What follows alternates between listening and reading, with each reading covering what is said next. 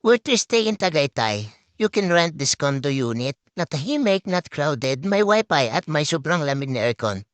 20 degrees temperature ang klima dito. Pwede magluto with complete utensil. At malapit din sa lahat ng passport like McDo, KFC, Chowking at Ayala Mall at sa Olivares Plaza. Pwedeng lakarin kung masipag ka. Malapit din siya sa Sky Ranch, Picnic Grove, Puzzle Mansion at Mahogany.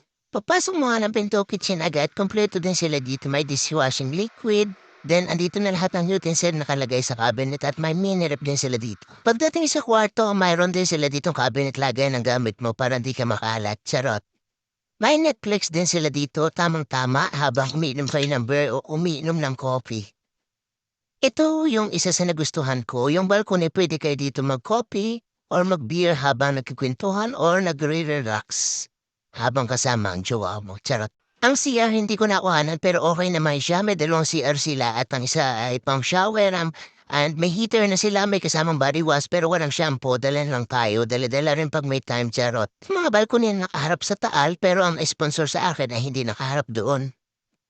Pero pwede pa rin po ninyong matanaw yun dahil may access naman po tayo papunta sa rooftop sa 23 floor at matatanaw po natin doon ang Taal Lake.